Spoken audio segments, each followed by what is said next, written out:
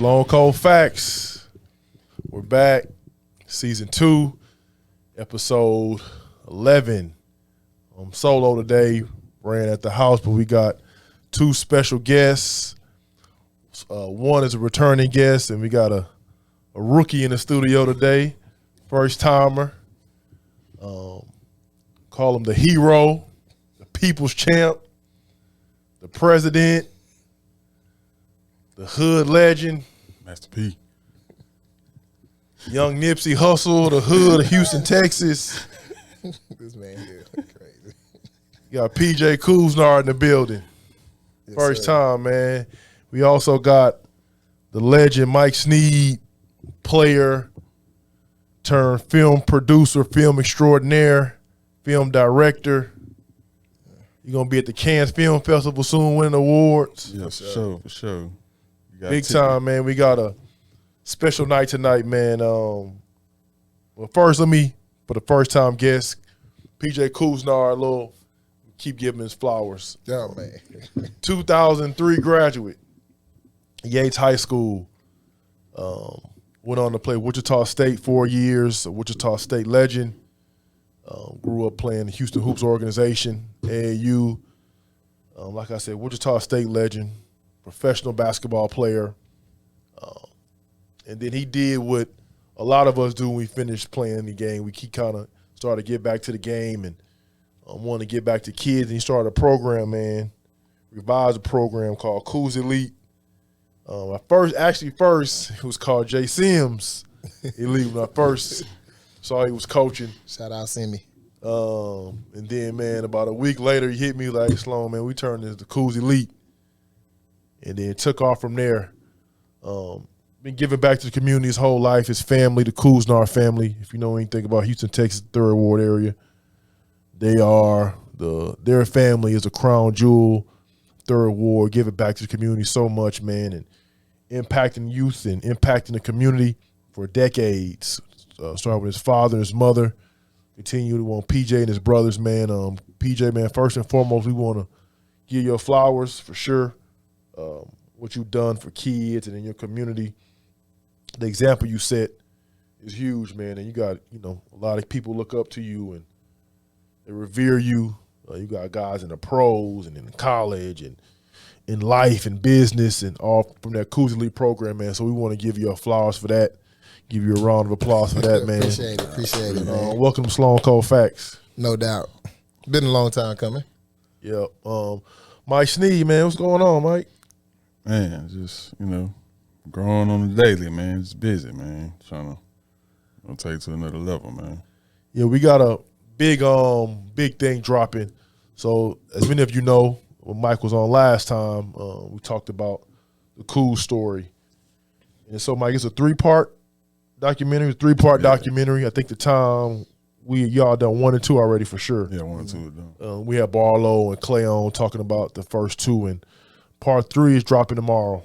Correct? Saturday. Mm-hmm. Cooz Story part 3, again, the Couisnard family story and the rich tradition, rich history. Mike, kind of talk about that a little bit. I mean, when it first started, when it originally started, PJ, he just like, I need you to take a video of my team or whatnot. But over time, I started just building more and more footage of, his team. Then I was like, nah, P, you got something.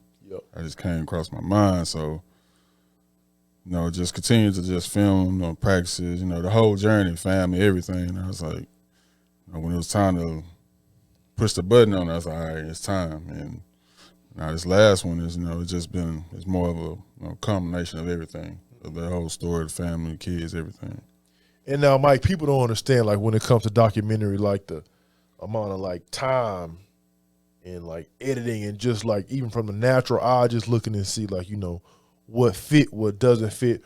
What was that process like for you throughout the first, series, the first actual documentary to the third one? Like, just the, I guess, a chronological order. Like, how tough was it to say, okay, like, we're going to put this at the end, put this in the middle, put this in the beginning? It was pretty tough. The beginning was kind of easy because I already had, like, the footage compiled to start the story out. But the last 2, it was more of a it was just more seasoning. So just, things have changed. People done moved on. Kids done went to different organizations, different teams, different schools. So for that part, it was difficult. Then, just making sure everything was right, make sure it fit, timing. It was the last one really, it kind of, I was really trying to drop it like last year, but I was like, nah. Wasn't ready. It wasn't ready. And just like certain things, you just can't just drop it. It's just not right. So it came around this time. I was like, okay, it was ready. Like, just had to do a lot of research, man. Grabbing footage, I already know, like, PB busy, so I had to get a lot of it. I had to do my own, had to go out like, he ain't gonna reply. He's terrible. He probably what I'm saying? So I did my own research. I just went in and just, grabbed what I had to grab, and everything came out the way it is. And P, man, kind of let's talk about your journey. Like I mentioned, man, Yates High School graduate, third ward. Kind of talk about what that meant for you growing up. The community playing for Yates. I always tell people in Houston, it's nothing like Jack Yates. I mean, the closest thing I can say is Wheatley graduates. Wheatley High School was pretty strong alumni base over the years, but I would say Jack Yates would probably be number one with their alumni tradition, the whole nine. So kind of talk about for you growing up, being a Jack Yates basketball player graduate. Man, it was everything. Just being in the culture, and like you said, my mom and my dad did so much in the community, and we knew, literally 15, 16 people was living with us at one point in time. Oh, wow. And so everybody got their friends. Me and my brothers, we all got friends spending the night. So kind of grow up to knowing my brothers was at Yates. Everybody, you hear the stories, and everybody was, me being a youngster, 8th grade, 7th grade, going to Yates football games. Going to go see Barlow. I'm going to go see Barlow as a young kid. Like, Barlow was my idol. Yeah. Still is to this day. Yeah. And just going like, man, one day I'm going to be like Barlow. One day I'm going to be like Barlow. And he inspired me so much to, when it was my turn to be at Yates and do my thing, it was just like a perfect fit, And I still talk to pretty much everybody that I dealt with back then.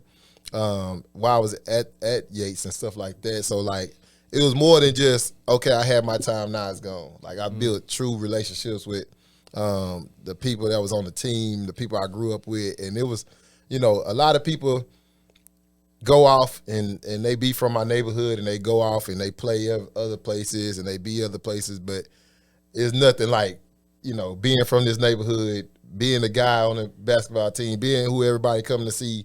It's just an experience that also prepared me for life in the next phase of basketball in my career and stuff. I was very prepared, with everything being counted on you every night. I had my friends from the neighborhood coming to the games, my dad's friends coming to the game, my mom's friends coming to the game. So it was a pressure that, some people run from it, and some people run to it. And that was pretty much everything for me to experience that growing up in Third Ward and playing for Yates and being the guy at Yates was man, I wouldn't take it back for nothing in the world.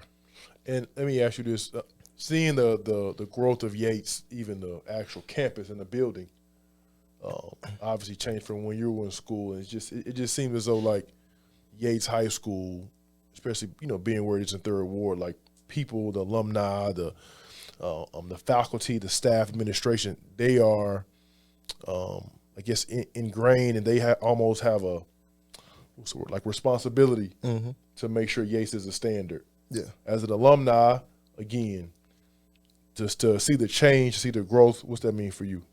It's everything. Like when we was playing, like I used to go see Barlow, Snap, Pee Wee. They was at our practices as middle schoolers running, elementary, middle schoolers running around, and we telling them to go sit down while we practicing and stuff. So Shabooties and dealing with those kids and having a hand on the kids that came through and took Yates to a whole nother level. We talking Snap and Pee Wee and Joe and all them guys winning the national championship. And we like, people don't even know we've been connected with those guys. It's a tradition. It's a real tradition, real brotherhood.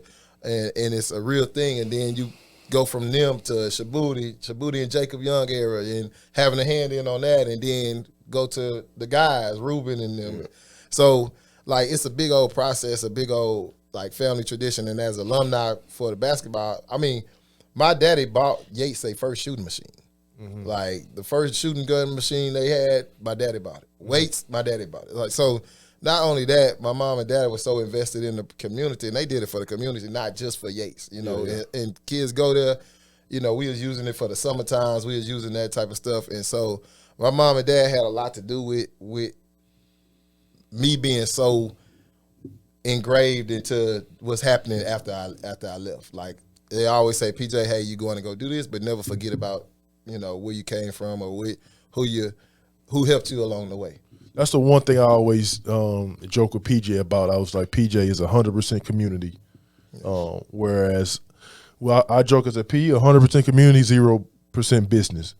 And like when I say that, we joke about it, but I mean it in a positive way because, again, like you said, he really cares about the kids and the community.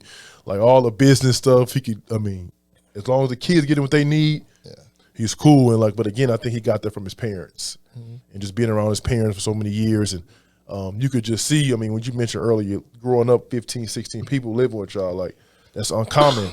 So as a kid, what's that like growing up in a house full of people all the time? Hey man, it's funny, man. Like you have times, you know, we look on TV and you see the Brady Bunch and we like, the Brady Bunch don't have nothing on us. Yeah. Like we out here for real. If it's the running joke in the house. If you the last one to wake up before dinner is done, you're not gonna eat. Yeah. Like it's so many people in there. It's so many people just, you know. And my mom did a great job because she instilled in us loving on people.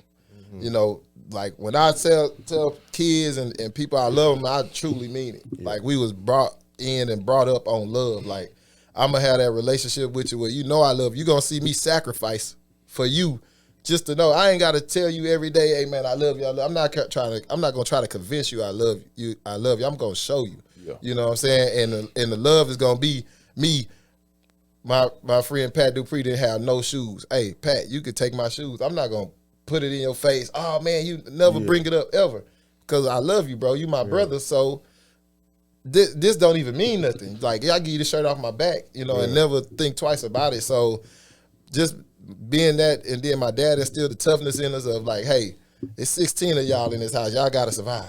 You know, we wrestling upstairs. We, you know, all type of stuff. 2-on-2 brother fights, 3-on-3 brother fights. Like, it was crazy, man. It was like I say, man, the way I grew up, man, with so many people, and like I still call them my brothers and sisters to this day. Even the new principal at Yates, Stephanie Square. Right, she was in the house with us every day. Oh wow! Every day she used to. So I used to drive. I had my car. She used to wake me up at 2:00 in the morning to drive her to the store to go see her boyfriend, which is now her husband. Oh wow! Mark Square at the store, and I'm like, man, why I'm up here? You know, you got me up here. You know what I'm saying? So just people don't know that. You know, like we literally grew up together every day. You know, her and her sisters and it's just a joy, man, and like I love all of them to death. Like, and they would tell you like I've been the same since day one. You know what I'm saying? So like, just to see all them grow, everybody that was around us be successful. She's a principal, bro. Yeah. Like if you knew her circumstances, knew where she came up from and her family, and she's a principal now, like you would be like, that was a big deal. I saw. What? That's a story within itself. Yeah. You know, so like at Yates, bro, like you don't even know how proud my mom is of her, like, because my mom was hands-on every day with her and her family, you know, so, like, that's a big thing for us, and we celebrate every inch of success for our people. You know, everybody not going to make it to the pros, everybody not going to make $1 million, but if you alive, bro, from where we come from, you know what I'm saying, if you alive in your 25s, 30s, 40s, 35, like, we going to celebrate that, bro, because it's not that many people. And there's so many people that just fell off and didn't make it to just being alive.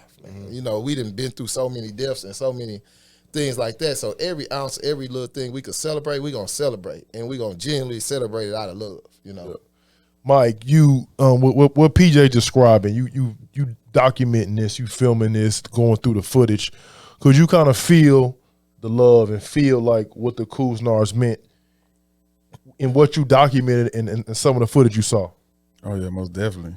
And just like my daughter, she been to their house. Like, she plays ball, she stayed at the house, everything. Like, so the love has always been there, you know what I'm saying? And that's why I connected, you know what I'm saying? Like, I'm raised the same way. My family just, daddy was a disciplinarian, mom was loving. So it's the same morals, same principles that I stand on. So going through the footage, I felt like everything, like just to see the total growth of everything across the board, man, it's a great thing to see. And P, so leaving Yates, going to Wichita, kind of your first time outside of AU, being away from Houston, away from Third Ward. What was that experience like for you, Wichita State? It was different, man. It was different. I would say it taught me so much, and I learned so many things, which helped me help Cooz Elite. I'm very observant of what's going on, and I always play the dumbest in the room.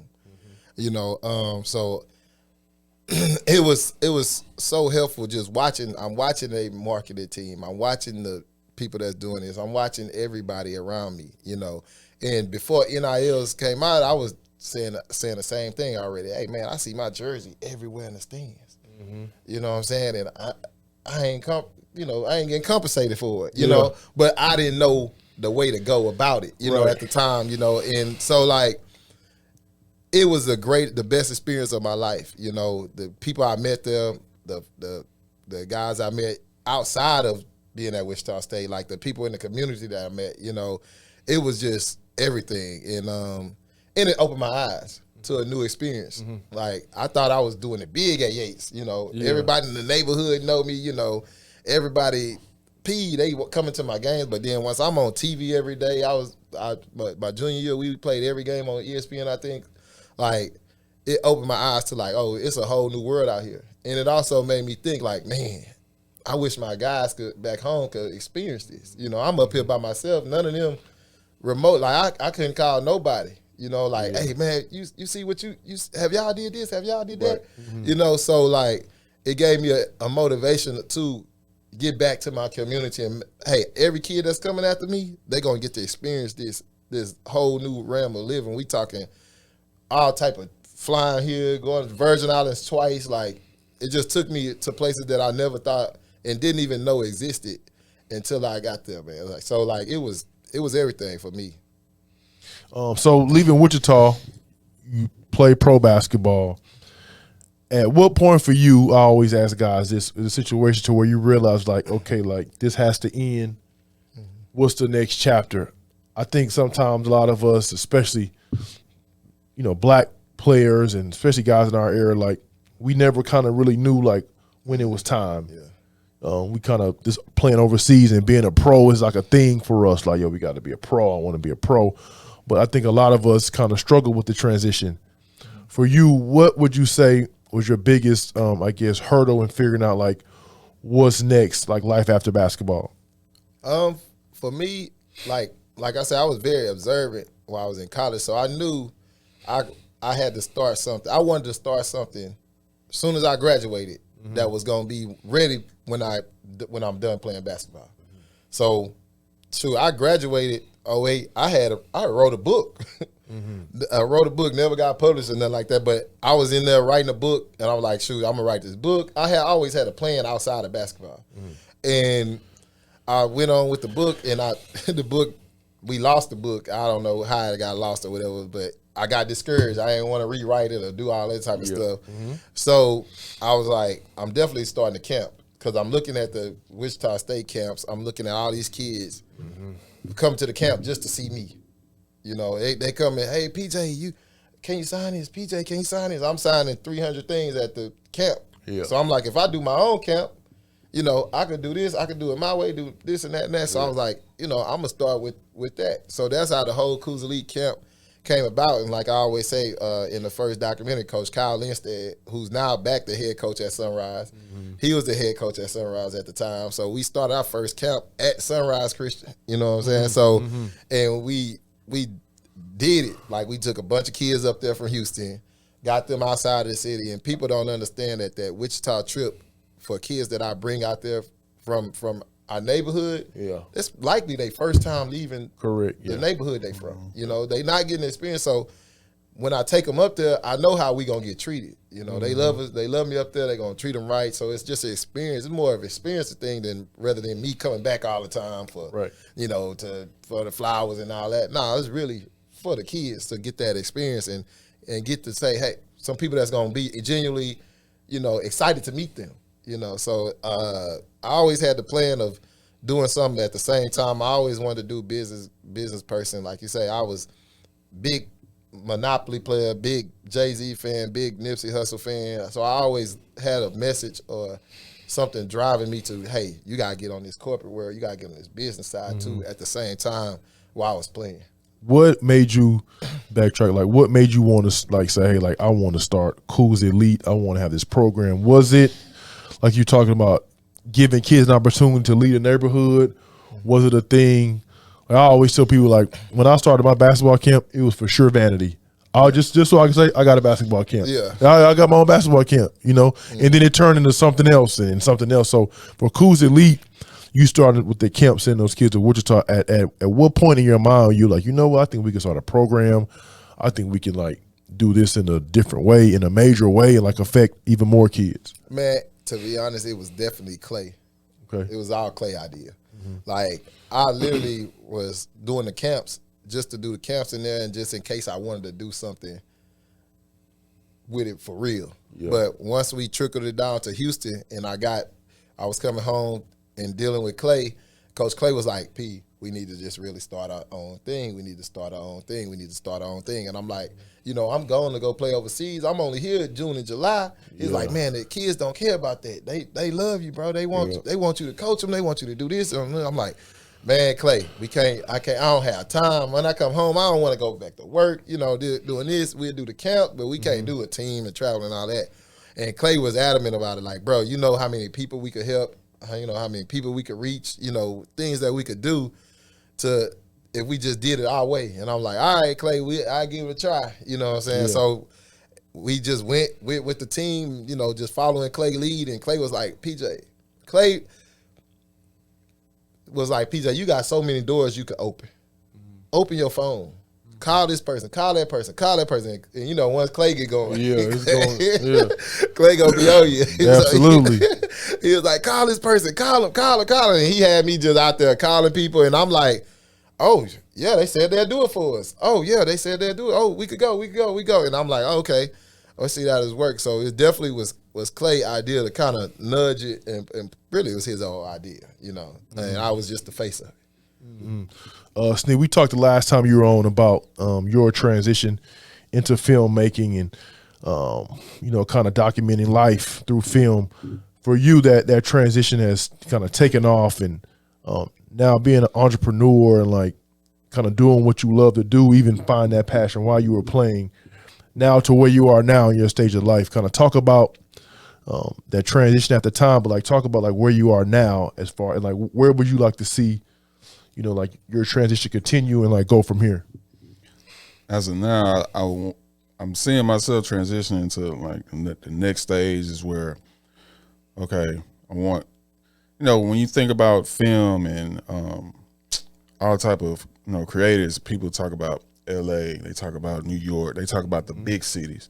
I'm from Houston, you know what I'm saying? And Houston has so much talent. I've been blessed to meet a lot of creators within the city. Yeah. And I'm like, man, people just, when I hear people talk, they're like, man, I need to go to LA. No, you don't. You don't need to go to LA. It's cool to go to LA. You can meet people out there, but I kind of want to have a hub of, you know, where people come here. People come here. We already, to me, I've always said Houston has always been the best city. Correct. We got the best of both worlds. You know what I'm saying? Not to cut you off. That's the one I always tell people, Houstonians, we feel like Houston is the best city in the world. Like no matter where we go, where we travel, where we play, live, to this day, people, what's your favorite city? Houston, Texas. There's nothing like Houston, Texas. So hearing you say that is funny because I think that's how a lot of us feel. Like in our industry, like we feel like, oh, we got to go to New York. Well, we got to go to L.A. Like it's Houston. Yeah. But yeah, let's go.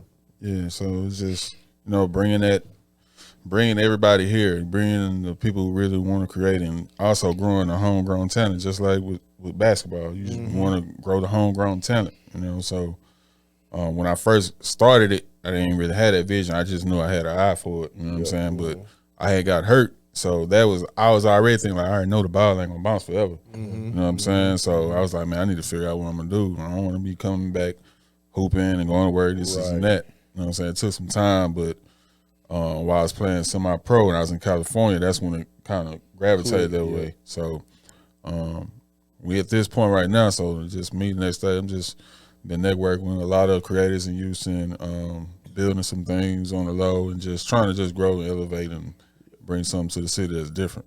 As a creator, Mike, again, with this project, The Cooz Story, you have your own vision, and P has his vision.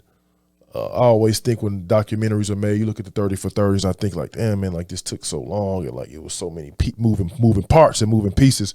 For you being a creator, having yours, him having his vision, what was that synergy like? You guys obviously already close and like brothers, but what was that synergy like between the visions to where you say like, okay, I like this, and again, we know how PJ is. He gonna say like something one day, and next week it'll be something else. So, what was that like for you? It was easy because P really just gave like, hey, you know what I'm saying? What you see is what you see. You know what I'm saying? And it was already easy, naturally easy, because you know the community that's been surrounded, you know, with the family and with the teams and the kids. So it was natural. It was easy to me, but you know, just going in, editing, and on top of family life, on top of everything else, that's probably the most difficult. But as far as putting it together, that he gave me the keys, so he's like, man, you got it. So I just feel like I wanted to represent, you know, what their story is really about. I just wanted to put that out in the best way possible.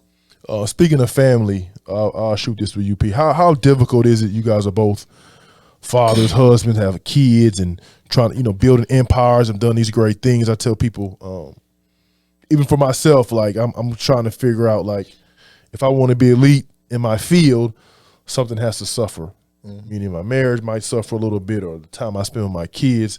How do you guys, P, I'm gonna go with you first. How do you juggle that? I mean, you got freaking Cooz Elite. Now you the head boys basketball coach at Legacy School of Sports Science, one of the best teams in the country. Like, how do you juggle all of that and then your family and your wife? Man, it's really, really tough, and like just being honest, the Cooz Elite years, like I sacrificed so much, especially with my crew, my 2020 crew that I kind of came up with, and like those guys got all of me. You know what I'm saying? Like I seen Gilbert Arenas talking about Kobe, how he treated his AAU team. They practice every day, and Kobe treated it like it was a real organization and real thing. I mean, like we did that for 4-5 years straight, So, I mean, like I was literally waking up at 5 o'clock to go train Jahari, DA, and then the rest of, because their school was close. Then I come back 3 o'clock, train the rest of the Cooz Elite, got the whole rest of the other teams going. Then I'm doing another training all the way to 11, 12. Like I wasn't seeing my kids. Like I was just, it was a sacrifice, and it put a strain on a lot of things, people don't know. And the way to balance it, because you do get the feeling like, dang, I didn't miss my kids' stuff, to do this. And then you get into little arguments and spats about it and stuff like that. But if one of my best favorite quotes I be hearing all the time: keep the main thing the main thing. Yeah. So the main thing was to get these kids in better situations, and knowing that on the back end, my kids would be in better situations. Like, and I used to always say, if I could create a pipeline, my kid's young right now. If I could create a pipeline to where it's already selling and smooth selling, by the time my kids come up, they just gonna go right in the pipeline. So at the end of the day, I'm sacrificing a lot, but I'm also sacrificing for my kids. You know what I'm saying? So Sneed, he just did this whole documentary by himself, really. Like he said, I completely got out of the way. I didn't help edit a episode or none of that. When everybody else seen it, I probably seen it 5 hours before. You know what I'm saying? So it was really him, and then he just had a baby boy. So he managing a lot. You know what I'm saying? So like, talk about that, Sneed, like what it's like. I mean, obviously we all had newborns trying to work, but complete a project like this, it's not your typical project. It's more of a passion piece, and to have a family life, and like how was that like? What was that like for you? Man, it's difficult. Like, you know, people, they don't really see the behind the scenes. Like, man, I'm literally up probably like 20 hours, 21 hours. Yeah. And I still got to give my daughter time, got to give my family time. I just make sure that that my family's, you know, they're first, but they also understand, like, I'm not doing it. Like, everything I'm doing is for a reason. And just like P say, it's sacrifice that come with it, but they understand it because they know I'm serious about it. I'm in tune with it. We communicate. Try not to miss anything. If anything, I'm prioritize to get that, you know, align with everything so I can be there and get back to it. But it's hard, man. It ain't for the weak. Yeah, you know what I'm saying? Yeah, so I just tell you, like, how my mentality when I was hooping, like, it just never left me. Like, wherever I'm in it. Yep. So I'm gonna go hard at it regardless. I ain't gonna make no excuses.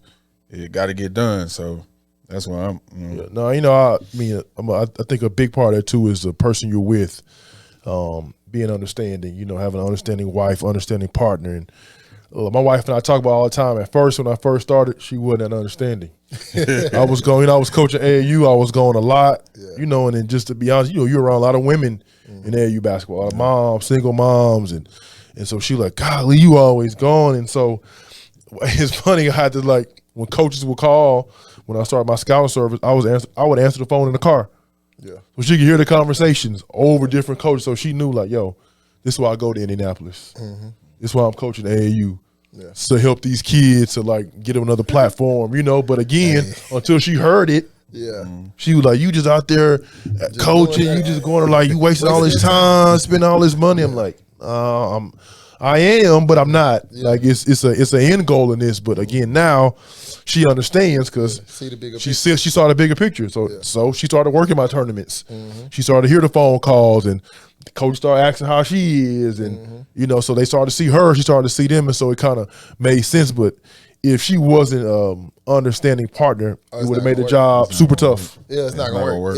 You can't do it. And, like, one of my things, you know, not to say nothing about being an assistant coach in college. You know, when I get opportunities to ask, do I want to coach in college, you know, or a job opportunity to be assistant coach, I know their regimen. Like, I know you can't do that with a family. You know, I'm like, I played pro ball for 10 years. I was away from my kids for 10 years. My kids living in Oklahoma. I'm living in Houston. Like, so if I was to take that and get back on the road and do it, I'm basically missing their whole childhood. You know, so if you gotta have that understanding, because, you know, I heard the same thing, like, why are you going to the gym all the time? Why are you doing this? Or why all these kids in our house?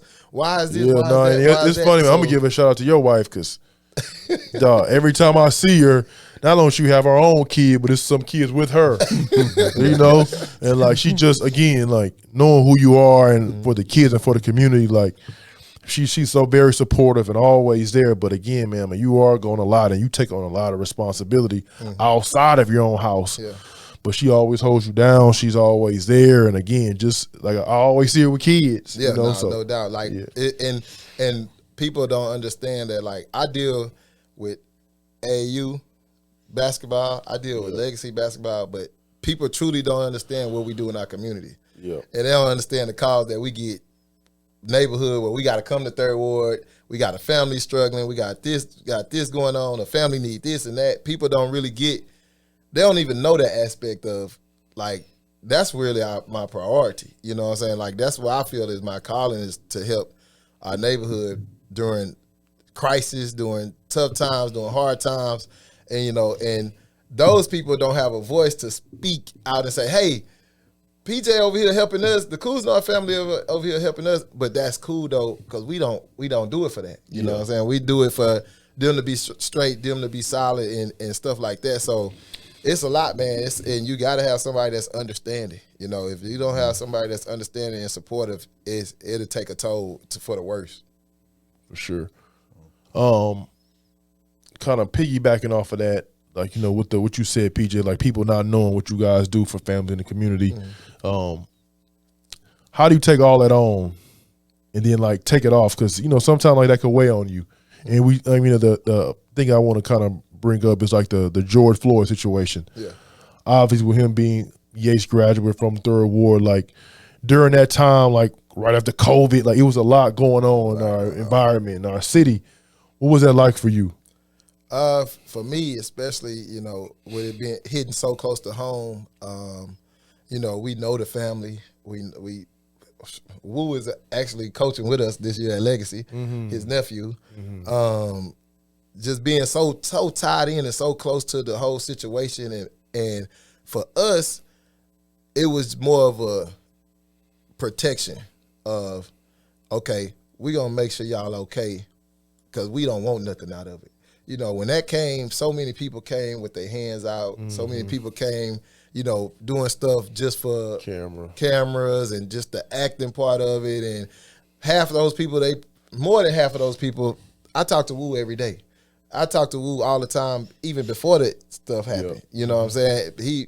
I talk to him all the time. So he tell me all the time too, like, bro, them people don't even, once the cameras left, they left. Yeah. You know what I'm saying? With some people, so like, during the whole situation, it was a tough, rough situation for the whole community, for our whole neighborhood. But being tied in with the family, Chuck, Barlow, they tied in directly with the family. Chuck and Barlow was doing speeches and stuff like that. So like, really just protecting them, you know what I'm saying? Like making sure, hey, now they good, making sure they could grieve, making sure they could have their tough times, or they could, go through the process was the big thing for us, really just protecting them, man. And it was a tough situation, man, And I'm proud of the way Wu, he was on Dateline, 60 Minutes, all that type. He spoke well at the funerals and everything. Yeah. Chuck had a whole thing downtown where he was speaking. Barlow had all type of interviews. Like, I'm just proud of the way that they handled it, because I know it hurt them. Like, Chuck and Barlow was everyday guys with Big Floyd. You know what I'm saying? So, like, just to see them get through it and go through it, and I was just there for protection, just to help them, you know what I'm saying? Like, it was tough, and mainly for Wu too. Yeah.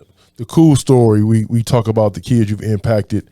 You got guys like Jalen Waddle and what's the other rookie for the Dolphins? Shane. Yeah, like all these kids people kind of started in your program. Talk about some of these kids who, again, they were babies when the organization was a baby, and like not knowing that that program impacted their lives, and these guys are pros, and Jalen Waddle are all pro. So talk about some of the kind of memories and with those kids and kind of your starting group. Man, the memories, the memory I have with J-Dub, I got so many memories with him, and there's so many, I could go all day. But the one time that me and him, when he first went to Miami, he was a rookie. We was out there for him for the training camp. And we went out to eat after the training camp, and, we was just at the table, and I told him, I'm like, bro, I'm proud of you. And, I'm not proud of you because you made it to the NFL. Yeah. I'm proud of you because when you came to me and you came to us and Coach Clay and all this, he was such a good athlete that he tried to make everybody live up to the standards of what he could do. And we like, bro, you one of one. And nobody is fast as you, nobody can jump high as you, nobody can play. So he used to be mad at guys by not matching his effort and energy. I'm like, bro, what you doing is not real, bro. So he used to be a terrible teammate, terrible teammate. He used to get on people, and only James Tucker, one of our kids, Tuck, he was in we talked about his situation in the first part of the documentary. Only Tuck was tough enough to deal with him. Yeah. You got to be a tough dude to deal with J-Dub. So what I told him I was proud of him about, and it had me emotional out there in Miami, is because the thing everybody say about him is how good of a teammate he is. The growth. How everybody wanted to be around him. How even when he went to Alabama, even when he went through his foot stuff at Alabama, I'm texting him, talking to him all the time, and like, hey, bro, you gonna be fine. You good. You good. You a GOAT. Don't worry about that. But just to hear what everybody say about his character, that's more fulfilling to me. Because me and him battled to get him right. What I'm saying? Like, we battled every day, all the time, and it was just a joy to see him, of course, getting drafted, being the number 6 pick, family there. I'm super excited for him. top level stuff, and his family is the best, bro. Yeah. Like they the best. Like his mom is on top of everything. Yeah. His sisters, like they are the best, literally. And seeing them get to experience that, you know, we went to the Alabama A&M game, and I was up there with them, and they just the joy, and that's what I was talking about. You know, they getting to live through these moments. They getting to be at a game knowing their son is got a chance to score a touchdown every time he touched the ball. Yeah. You know, and you had a collegiate fan, you got Alabama fans, oh, we love Jalen, we love Jalen. You know what I'm saying? So, like, just those experiences are exactly what I'm talking about, you know, as far as, like, that's the thing. But, yeah, our more memorable things with him is just getting him to be a leader. Like, bro, you got to be a leader. You got to make everybody want to be around you. You know, you special. You know, you gotta be likable. You gotta have that aura. Yep. And for him to be so humble the way he is, man, like I say, anytime I call him, he answers. There's no, oh man, this and that and that and that. Like he always, P, you good, P, what you need. You know, he the best, man, like the best. And Von is a funny dude, man. Von is a funny dude.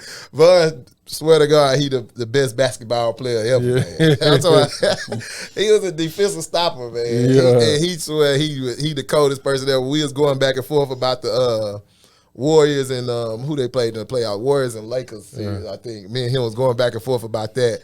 But he the same way, man. Those guys, whenever we call them, they answering, they on top of it, man. They still check in to see what's going on. And that's one of the good things about them. Like when we won the Rise Championship, J-Dub was on the line every game. You know, hey, what y'all doing? Did we win? Did we win? Did we win? You know, so them guys is true testament of like the full face of the programs, like how it all can be a full circle, you know.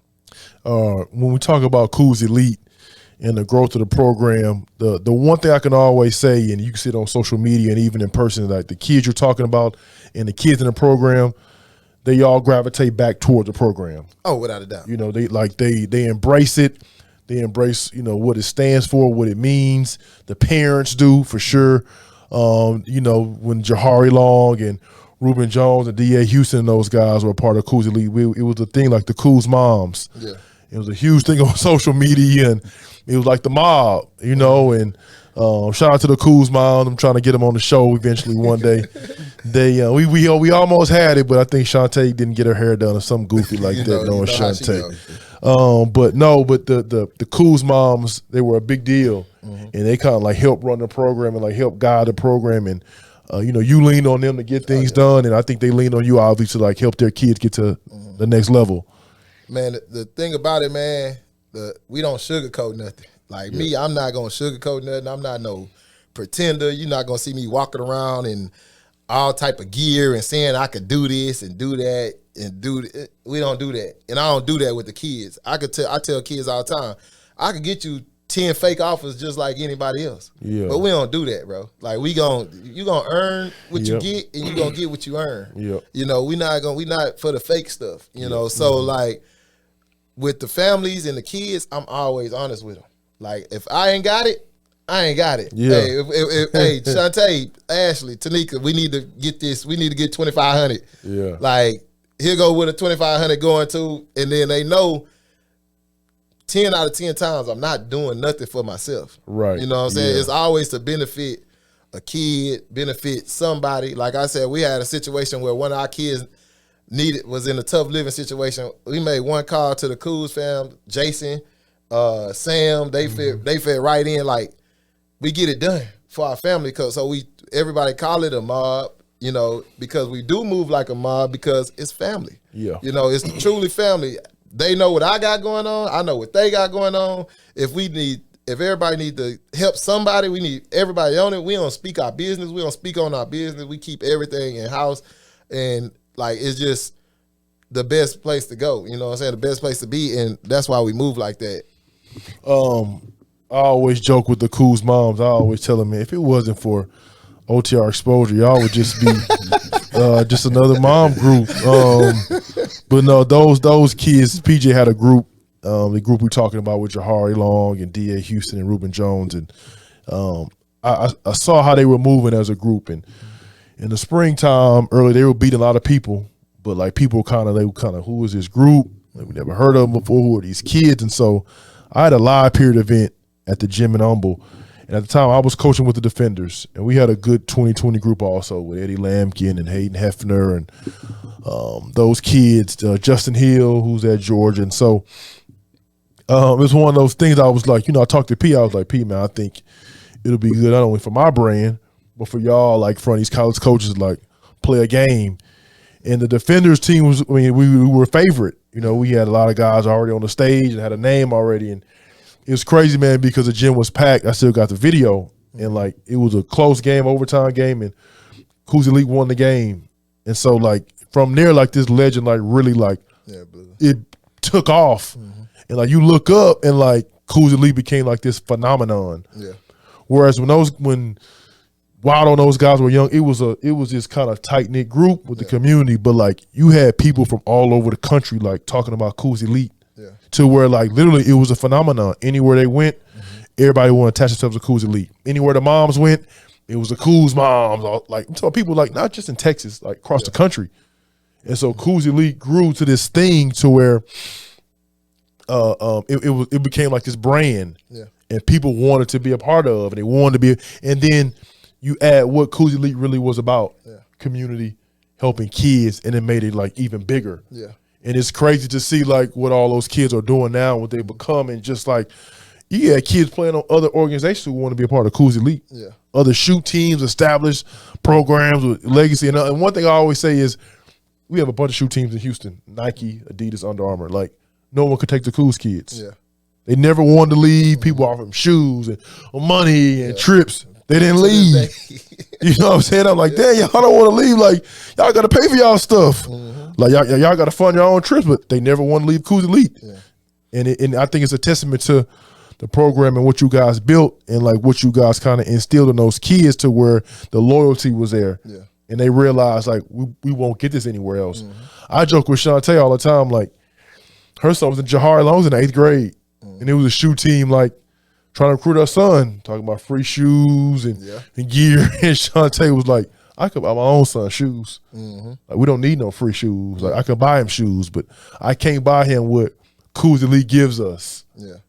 And when she said that, I was thinking, like, dang, she turned on the shoe team. Like, everybody thought they was crazy. Like, but for her and what she was saying, like, the loyalty and, like, it made sense because she knew, what was best for her son in that situation. No, so the best thing about the documentary, man, and the reason that we dropped the documentary is because I felt our story do need to be out there. Yep. Because of who we are, and we was independent team. Like, S-Dot, if any one of these circuit team was finishing the #1 program with most kids played in the NCAA tournament, it'll be blasted and plastered over everything. Right, yeah. We did that back-to-back years. Yeah. The #1 program, independent program with most kids playing in the NCAA tournament. Right? That's our story getting out there is not for me. Yeah. You know what I'm saying? Like, I've did my share do in basketball. I want Sneed film to go crazy. No, for sure. I keep cutting you off. I tell people all the time, like, PJ is like my brother, but we are polar opposites. Any chance I get, I want to. You see Sloan Kofax, it's the logo in the corner. You make sure you know who I am. I'm my face. Like, I'm gonna wear my own face on my own shirt. I want people to see me. Hey, when you see what's going on, it's Marcus Sloan Kofax. But PJ is opposite. Yeah. Like, I've never seen someone who has so much power be in a background so much to where, like, he's not even coaching his own program. Yeah. You know what I'm saying? Like, Cooz Elite, I mean, this man is a coach, like, coach a lot of high-level kids, but he don't even coach his own program. Like, he always takes a back seat and puts other people first. Yeah. And it's refreshing. I think that was a big part of, like, the loyalty why people, like, rally behind so much Cooz Elite, because their leader is selfless. Yeah. So when your leader is selfless, the group has to be selfless. Yeah. And like you said, like, listen, in a situation I asked PJ to play an event or I asked him to do something, he never once asked for, like, a dime or an extra nothing. Just, hey, now Clay different. Like, Clay, it's actually, I'm going on camera. Clay paid for the first time, just like last month. Clay, you see this, I appreciate you. You haven't paid about 7 years, so I appreciate that. But P has never asked me for anything. You know, there's other guys that be like, Sloan, can we do this? Can we do that? And they were in lesser situations, had lesser talent, lesser everything. But, you know, like it just goes to show, again, like he's never done anything for himself. So even with the Cooz Story, right, again, it's to let people know, like, the things we've done, but not about me. Yeah, it's not about me. Like, I genuinely want everybody else to get because, bro, when I say we've been through a lot, you know how it is. Independent programs coming up. We have yet to have a real big financial backing. Like me getting $2,500 from a parent, or me getting $1,500 donation. That's not equivalent to somebody saying, "Here go 50, or here go 60." Like, till we start getting into these contracts, the last couple of years. Really, the last couple of years, we did all this in the beginning stages on our own. You know, Ashante having to buy her kids shoes, that's real. You know, you gotta buy your kids shoes, like, but they know at the end of the day, we not gonna screw over your kid. You know, we gonna work for your kid, you know, and we gonna make sure your kid have his success. And then when your kid have his success, we not gonna jump on them and be like, hey, this us. We in front of it. You know, this is our thing. This is my kid. Right. You know, we don't do that. Like with J-Dub and A-Chain, we are extremely proud of them being in the NFL. We're extremely proud of J-Dub being the number 6 pick in the draft. Not one time, one tweet or something that you'll hear me say, I did that. I had nothing to do with his talent. He was special from day one. You know, I didn't have nothing to do with that. I don't want to say, oh man, J-Dub, well, you need to give us this and do that. Bro, it's not about me. If you got there and you doing something for your family, bro, that makes us proud enough. Like I said, I want Sneed, I want the film to go crazy for this man. He put in the work. Correct. I didn't do nothing. You know what I'm saying? Like Barlow been a top 17U coach for a minute. You know, his resume is impeccable, right? That's for Barlow. Not Barlow in a situation where he could do whatever he want to do. Barlow could coach anyway. He could go to college if he wanted to. He could stay at Yates. He in that position. Clay been the GM for forever. You know, these guys, Ken, all of them need they flowers. You know, like that's been around and been helping because, bro, we sacrificed a lot. You know what I'm saying? We did a lot on our own. Like, Sneed did a lot with this film. To have the footage that he got, and the stuff that he did to pull these two things off, bro, is amazing. The first time I seen it, I'm like, I was in the bed, bro. He sent it to me, the first one. I was like, let me see. You know, I'm nervous. I'm like, I don't know what I'm finna watch. I watched that mug on my phone. I was like, this boy Sneed is a genius. Put it on the TV, watched it again 2 times, right there, back to back, because, I mean, it's amazing work, bro, and we have some amazing people. And the thing about it, bro, my story, the overhead story is just the tip of the ice. If people really knew these other kids' stories, people really knew his story, people really knew Clay's story, bro. If people really knew Clay's story, bro, we talking about iconic. You know what I'm saying? Like the stuff that he been through, you know, in his family. And then if people really knew how much not my mom and dad really affected the community and how they got their hands on stuff and people that you wouldn't even expect. You know what I'm saying? One of my brothers, Clay brother, Lil Tay, he runs the Henny Fest. You know what I'm saying? Like, people don't know we tied to the Henny Fest. We tied to the Miller Outdoor, what's the Mo City stuff. Like, it's so many things that we tied to through this being a family. You know what I'm saying? But nobody's trying to step on everybody's toe and say, I'm the guy. You know what I'm saying? Oh, I'm my guy. This mine. You know, and we got so much more stuff coming up and so much more stuff coming that people have no clue. And I just want our people to get their just dues. I want our kids to know, hey, we appreciate you. You know what I'm saying? From Monty to Keelan to everybody. You know what I'm saying? We appreciate you, you know, and it's really, truly about them. Speaking all about community, I think mentioning Sneed's talent and talking about, again, the transition, I think kids being able to see that Sneed being a former player from Houston, playing in college, being a pro, turned film director. Like we talked about earlier, like, you don't have to make it to the league. Like, you can find a passion and be good at it and turn it into your career.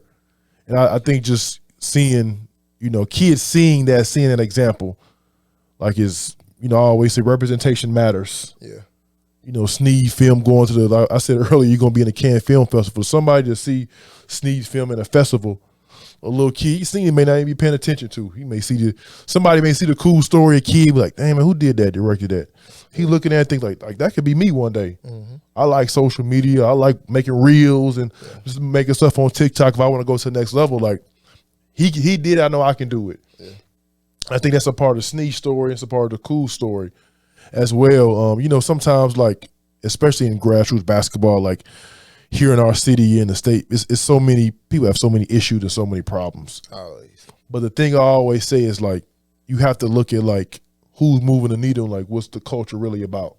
Mm-hmm. If you have people who your kid can look up to and say, hey, I have a son, he's in high school playing basketball or middle school. Who in the city I cannot look to and say, hey, here's a blueprint of what to do. My son played in high school, middle school, college, pro. Now he wants to do X, Y, Z. Like, I think you guys are the perfect example of that. Yeah. And I think our community, especially the grassroots community, needs to see that. Mm-hmm. And which is, again, why the Cooz Story film is so important. Yeah. Because of the representation. Mm-hmm. And it comes down to us, like me, teams that came after Cooz, that's kind of trying to follow the same. Oh, no, for sure, 100%. Yeah, the blueprint. Do what we did. The blueprint. Yeah. There's so many people that came after us, and I could be honest and say, more than half have called me and asked me, like, for advice on how you do it. Bro, I willingly told them, hey, this is what you need to do. This is how you do it. In the situation with us, like, we speak on OGs, right? And I'm going to just keep it a buck. Herb Baker was probably the first person that I called. I was like, I got all these kids. Everybody complaining about me. What you think? And he was like, P, don't lie to him. Be honest with him. And if you got it, you got it. I was like, all right, bet. Thank you. You know what I'm saying? Like, constantly, man, what you think? So, in the case where, like, that's a true OG helping. You know what I'm saying? I'm not calling people, like, I don't respect people that people call OGs if, okay, once you made it, okay, now you on this level with us. Mm-hmm. You know what I'm saying? Like, I'm not going to say, hey, Bobby, I'm going to take all your players. Okay, now you kept them? All right, now we don't say that. Oh, Bobby, we good now. Yeah. Nah, bro. You know what I'm saying? So, like, being a true OG and a true pioneer, because I feel like I'm on the other side now. Mm-hmm. I came up through the mud. I'm consistently at a spot to where I can help. You know what I'm saying? I can tell, hey, this is what you got to do. I done had people call me from out of town. Yeah. Like, hey, PJ, man, how did you do this? How did you do this? How do you get a deal? Can you help me get a deal? I done put people on. Yeah. You know what I'm saying? And got people contracts and stuff like that by helping them. Bro, nobody will know it if I ain't just said just now. Yeah. You know what I'm saying? So to be selfless, bro, like, if I'm a parent looking for an AAU team or an organization or just a leader, like, I'm not looking for no clowns. Yeah. You know what I'm saying? I'm not looking for somebody that show me clown behavior. Correct. Whether it be on social media, in the gym, like, you never hear about me getting into no spats or no nothing. Yeah. You know what I'm saying? Like, we're not doing that. Yeah. You know what I'm saying? Because it's just where your goal at. Like, if you're telling me I gotta fight you because we both want this kid to go to college, that means one of us lying. Yeah.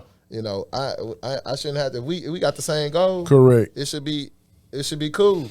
That's very true. You know what I'm saying? So, like, it's just it's a lot of people have a lot of problems, but it's just them not really truly doing their homework. Correct. If you really truly did your homework, it's good programs here.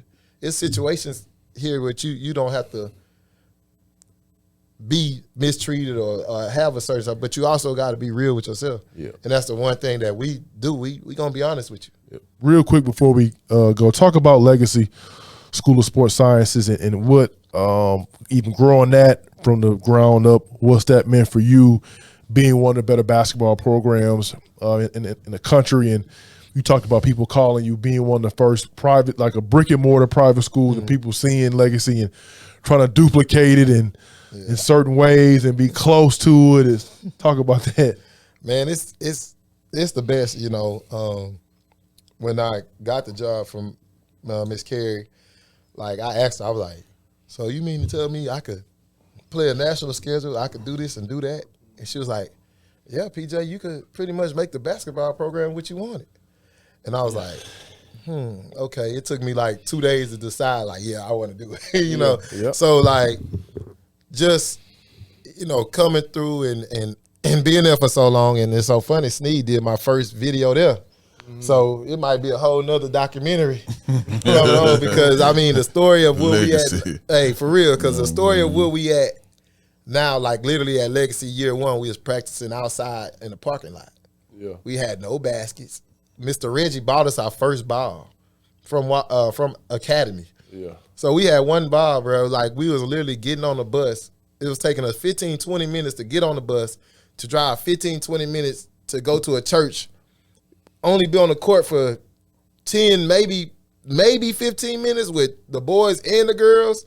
So we spent a half a court, and I got 6th grade through 12th grade getting 15 minutes of practice to get back on the bus, drive another 15 minutes to come back to the school. Yeah. So, like, people don't understand how we really, truly came from the bottom.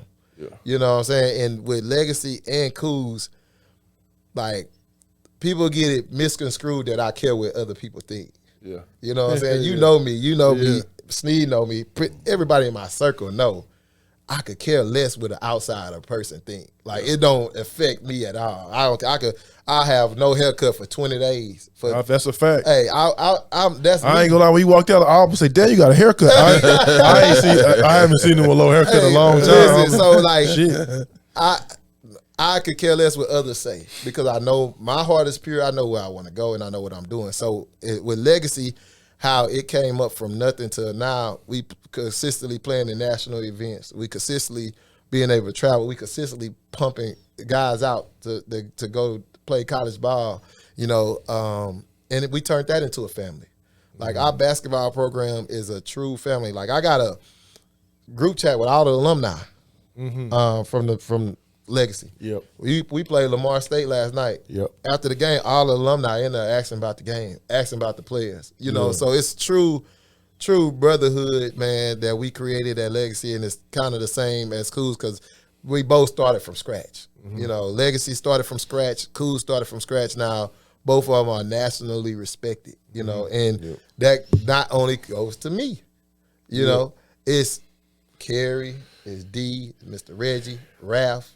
Yeah. Then it's Melanie Howe, Mason's mom. Has been with me every step of the way. Yep. You know, even still with me to this day. Yeah. She thought I was gonna let her leave because Mason left. Come on, now. You know me. But she has the most to do with it. You know, her family and her. We done been out of town where they covered the whole hotel. Prices. You know, they did everything for us, and they done helped us survive and helped us, you know, be afloat at times, you know, because I mean, it is tough. Like, you doing this, for sure. And you do have the occasional people that don't understand. Hey, this stuff still costs money. You know, it still costs money, and it's in the same with Cooz. Like, we're doing good now, but when we put out fundraisers and doing all that type of stuff, it's going to a good cause. You know, it's going to help a kid. It's going to help a situation, or it's going to help these kids get more exposure, more stuff like that. So, like, the good people that's in the building and all my assistant coaches, like my staff for Legacy and my staff for Cooz, man, bro, to put up with me is a lot, bro. Yeah. Is a lot. I might be going left 20 steps and then go right, hard right for 4. Then I might jump off the cliff. You never know. And they all just stay on top of it, or they stay on top of me of getting what I need to get done, you know, from Clay and Barlow and all them to Coach Chap, L, everybody. You know what I'm saying? It's a group effort, and both programs are at an elite level because not me, it's because the people I got around that's elite. You know, I got elite character guys. I go like I said, Woo is working with us now. You know, the guys at the practice just learning his story. Yeah. They didn't know that this is George Floyd's nephew. Yeah. You know, they looked at him like, what? Yeah. Oh man, I know all about that. Now it's different when they walk by him. Correct, You know, it's different yeah. when he say something. They respecting it. You know, so like it's you got to have high character people around you and people that know at the end of the day you trying to do something good. Like you could pay somebody to say, hey, I shammed them or did something to them. You can't find nobody because that ain't the way I operate. Yeah. You know, and I can say that. You know, I can say I never did nobody dirty. Right. You know, so like, you know, that's the testament to both programs, man, and that's why we here where we at. You know, tomorrow we got a nice dinner set up. You know, where we gonna watch the third part of the documentary. It's gonna be a nice little kickback. You know, I usually do my parties. Right. Legendary parties. Legendary parties. You know, I had to scale back because of the health scare this year. So we just gonna do a little dinner. You know, a dinner and a movie. A Cooz Story, the third part of the documentary, be out this Saturday. We'll watch the movie tomorrow. PJ, everybody not invited, so you got to wait till Saturday to see it. If you don't see it tomorrow, I'll be seeing it tomorrow, of course. Yes, but Mike Sneed, the director of the film, PJ Couisnard, Sloan Cold Facts. We signing off. Yes, sir.